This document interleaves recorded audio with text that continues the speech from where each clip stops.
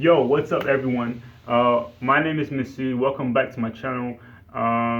So, in today's video, I just wanted to talk about the importance of actually obtaining work experience and why it's so important, especially if you're making a physiotherapy application.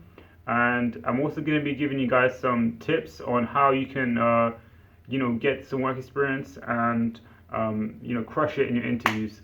So, starting off with, why is work experience so important? And why do universities stress it so much? So the reason is because they want you to coming into their program. They want you to be aware of the different work that a physiotherapist does. I think I mentioned previously, sport is not the only sort of area that a physio works in. It's actually the minority sort of sector that a physiotherapist is involved in. It's actually extremely competitive to get into sport as a physiotherapist, and you have to start off, small, and then you work your way up, as with anything. But again, it's just so you can get an idea of the work that they do, and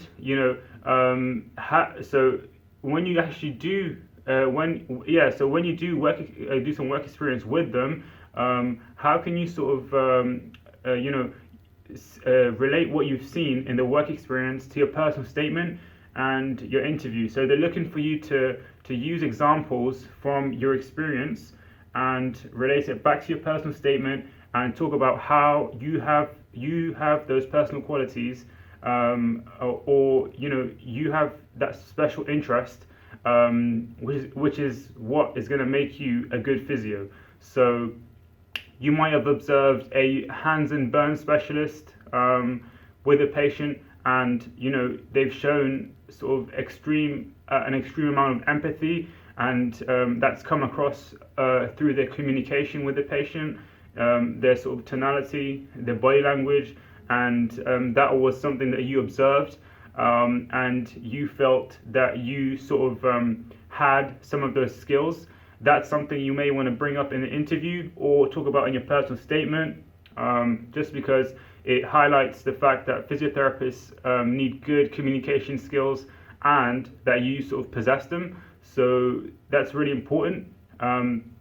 So I know it's really hard to get work experience, and I actually sort of struggled to actually observe a physiotherapist as well. So I didn't actually get a chance to observe a physio. What I did was instead I just volunteered at a hospital. I think it's that's also hard as well, because I know there are long waiting lists to volunteer at hospitals. But the main thing is to keep trying, keep applying wherever you're sort of trying to get work experience. And apologies. So the best way you can get work experience is sort of emailing or calling the physio departments at hospitals and just seeing if there's a day or two or an hour where you can come in and just observe someone's practice.